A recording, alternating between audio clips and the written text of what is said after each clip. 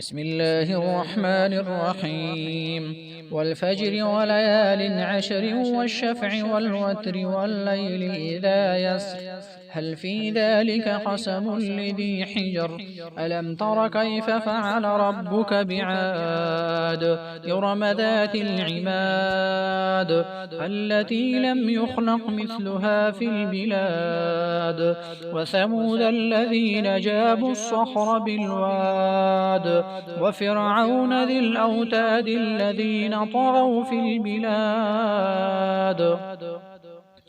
فأكثروا فيها الفساد فصب عليهم ربك سوط عذاب إن ربك لبالمرصاد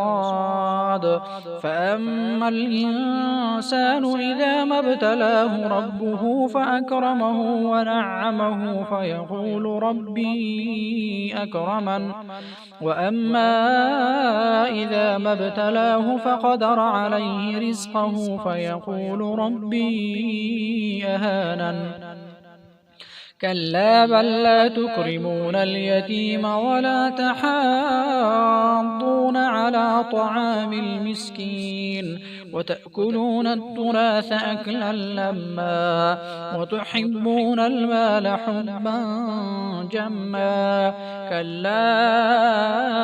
إذا دكت الأرض دكا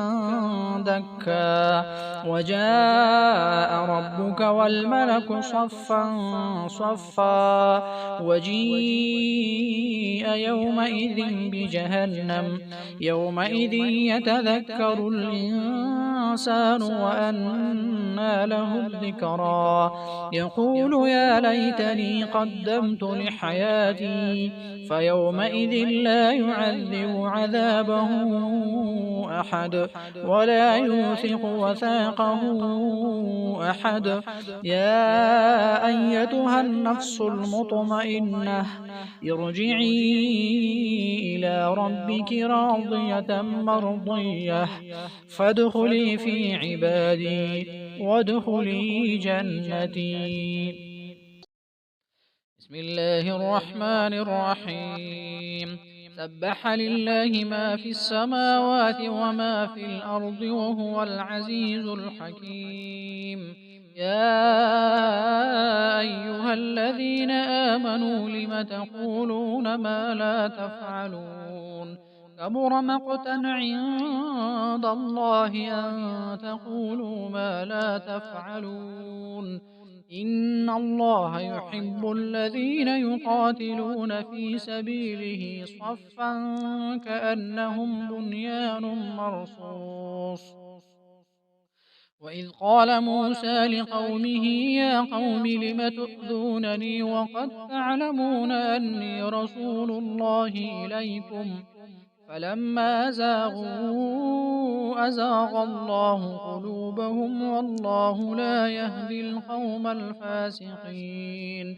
وإذ قال عيسى ابن مريم يا بني إسرائيل إني رسول الله إليكم مصدقا لما بين يدي من التوراة ومبشرا برسول يأتي من بعد اسمه أحمد فلما جاءهم بالبينات قالوا هذا سحر مبين ومن أظلم ممن افترى على الله الكذب وهو يدعى إلى الإسلام والله لا يهدي القوم الظالمين يريدون ليطفئوا نور الله بأفواههم والله متم نوره ولو كره الكافرون هو الذي أرسل رسوله بالهدى ودين الحق ليظهره على الدين كله ولو كره المشركون يا أيها الذين آمنوا هل أدلكم على تجارة